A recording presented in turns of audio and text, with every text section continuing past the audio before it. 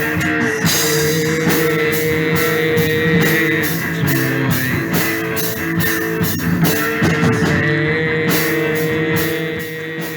everything, my groove, etc.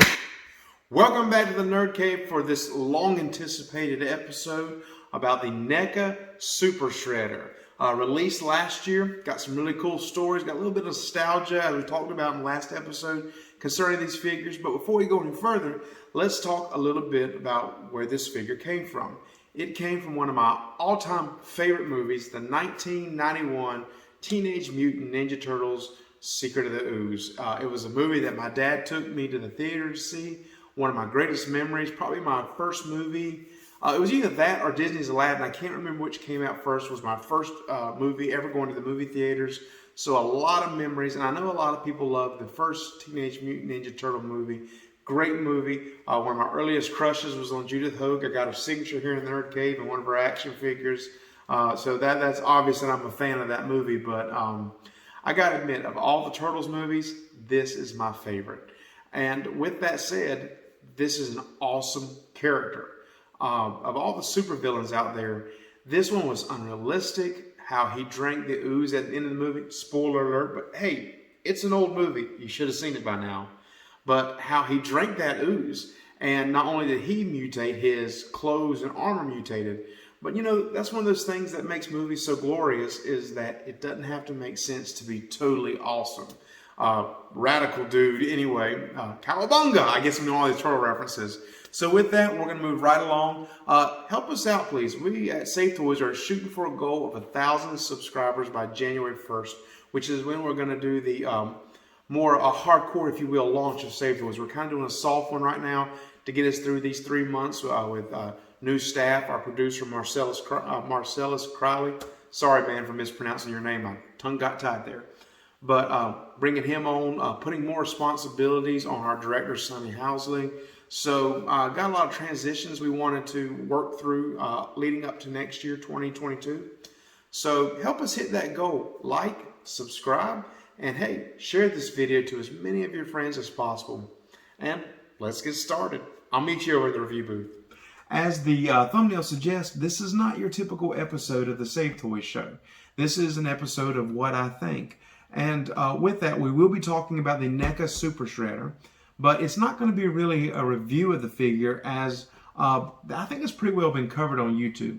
It's more of a what I think, talking about the variants, as you can see, and how many variants is just too many, and what might be the purpose of buying multiples of this particular figure, which I have done. Now, we're going to start off with this one. Well, first off, we've got a director behind the camera. Sonny, step right here and say hey to everybody. She, like Marcellus, works tirelessly behind the scenes. Hello. So good. Well, that's our director, Sonny, my daughter, my oldest, so we're very proud of her at Save Toys. But back to the figure. I got this one, the pre-order went up August 10th last year, 2020, and a lot of Save Toys premium members from all across the country were ready at the opening time, and we snagged this one. It was a team effort, and it finally came in about a month or so later. And it's a great figure. Open it up, it's beautiful. The artwork, the pictures, the back, let's see if we can get that for you. And the beautiful thing about this figure, like I said, I'm not going to review it. We're more or less going to talk about it. YouTube is covered with reviews on it, but I want to kind of take it from a different angle. Now, beautiful figure, and one of the great things about this figure, let me open it up again, is this just primed and ready for variants, either from the factory, from NECA, or, you know, some customization, making your own, and I've done both. I actually had this figure that I thought, well, maybe a blue and white color scheme would look really good with it, so that's the direction I went. That's out in my Nerd Cave. And then we go through a couple months later, and then this one came out. This is the Shadow Master version. Now, I'm going to try to bring it in a little bit, let you see it. This one is actually one of my customs. I've actually given away and traded the other variants, the other editions I had of this one. Not a big fan of this one. I'm going to be honest with you. I'm more a fan of the packaging. Let's look at the back on this one as well. Got some great artwork kind of embossed here. This The way the package is done, it just feels great in your hands. And then I open it up, and I'm looking at it from where I'm looking. I know it looks kind of backwards to y'all. They used to say in church plays and all, never turn your back to the audience, but sometimes it's kind of what is natural. So I'm opening it up, I'm looking at it when it was in its original form, and I'm going, just not quite right for me. Now, it was supposed to be a homage to the Chef Boyardee mail-in Super Shredder from back in the 90s. And they did a decent job, but it was too purple for me. So you can see this one, I took it apart, customized it, painted it straight black, and I think I got it closer to a true homage of that original figure. Which leads me to this guy right here. Love the packaging again. This is, I think it's kind of a tribute to a European version of the Super Shredder you can find online. It's more of a pinkish one. And my question is, after having these two, did I really need this one? Well, other than to do this review, no, I didn't. It's not a bad figure. Let's open it up. Pink. It does have a really cool belt. Let me see if I can get that in there, because that is one of the differences from the other ones. That's more of the Playmates belt from the 90s Super Shredder action figure, which is one of my favorite all-time figures. I have two in the Nerd Cave. I have an unboxed and a original 1991, I believe is when it came out, when the movie did, boxed version, carded version. And those are my cherished possessions. I also have a customized Super Shredder that's 7 inches that someone made on eBay that I bought before any of these ever came out. So I kind of look around and say, too many Super Shredders in my collection? Possibly. Had it not been for this review and the comparisons, probably wouldn't have bought this one. Don't really need a pink Super Shredder, but I love the belt. I think it's a good figure to own if you want it. But the trick is, some of these are harder to find than others. For instance, the first one, I found one of these in the wild. I've seen them several times, but I was able to buy one in the wild. Really hard to find. Took a long time to find it. Many at Walmart's because they're Walmart exclusives. Not a big fan of that either. This one, on the other hand, ended up in my local Walmart. I bought, I think, 2 on eBay over a period of about a month maybe. And then, boom, they ended up in my local Walmart, and just a real easy one to find. This one, seen some in the wild on Facebook. This one was another eBay purchase. But my point is, you probably could buy this one, which seemed to be the most easy to get a hold to. They're really easy to take apart and just spray paint. And you can create any one of these variants and save yourself some money, some time hunting. Now, if you're like me and just like to hunt in the wild for action figures, this is definitely a prized one to find, definitely, especially when you're talking about these two. So, happy hunting. Go and look out and see what you can find, or buy one of these if you can get a hold to it and make your custom. So we're going to go back to the Nerd Cave and wrap this episode up. All right, that wraps up this edition of the Safe Toy Show. But wait, before we go, we've got some bonus surprises. First off, an honorable mention. There's someone that really helped in the background to make this show a success, and that's the Save Toys Premium member, Aaron Poole.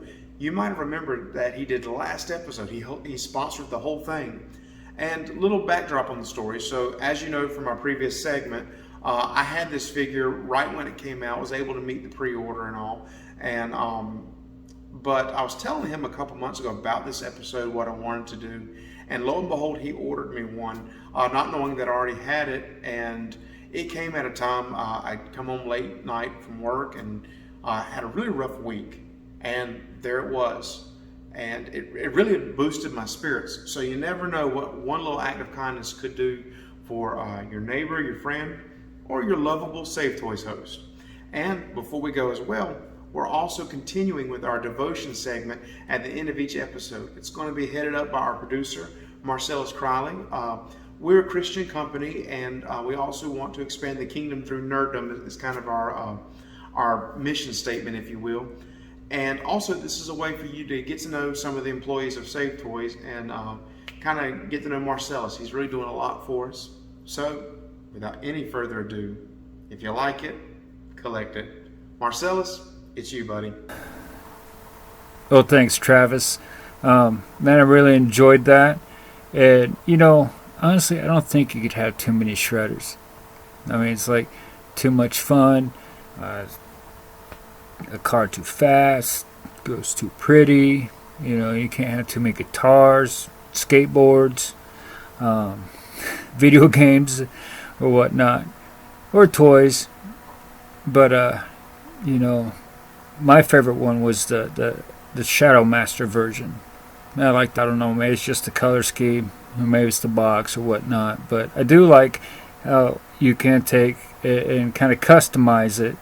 Take apart different pieces off it and spray paint them or however you want to paint them to your liking. That's pretty neat. And also, you know, I agree with you. It's some movies they and parts of them are like pretty unrealistic, but movies are made for entertainment. You know, and but it reminded me of a story. Going to the part where Shredder drank the ooze. It reminded me of a story back in the Bible, and that story that it made me think of is found in John chapter 4, and it's a story about a Samaritan woman that goes to a well, and Jesus is sitting there, and he asks her for a drink, and she says to him, "You are a Jew, and I'm a Samaritan woman. How can you ask me for a drink?" And Jesus answers her, "If you knew the gift of God and who it is that asks you for a drink, you would have asked him, and he would give you living water." Then she goes, "Well, you don't have anything to draw with, and the well is deep." And then she asks him a question: "Are you greater than our father Jacob, and who gave us the well, and drank from it, and so did Jacob's sons and his flocks and herds?" And then Jesus replied again, says, "Everyone who drinks the water will be thirsty again. But whoever drinks the water I give him will never thirst. Indeed, the water I give him will become in him a spring of water, welling up to eternal life." And the woman said to him, "Give me some of this water so that I won't get thirsty and have to keep coming here to draw water." Like Shredder, made me think as Shredder drank this ooze and he was transformed. He was changed. Well, Jesus, here in the story, and even now, he's offering a drink of water. But this water, like the ooze, will transform, will change you. It'll cause you not to be thirsty. But will it says springs of water will well up to eternal life. So what the water Jesus is given will satisfy spiritually, will satisfy the inside. Natural water will satisfy your thirst temporarily. But then again, Jesus is offering water, and once you drink of this water, you won't be thirsty again. So I want to ask you a question: are you thirsty? Are you thirsty? If you're thirsty and you're looking, accept the water.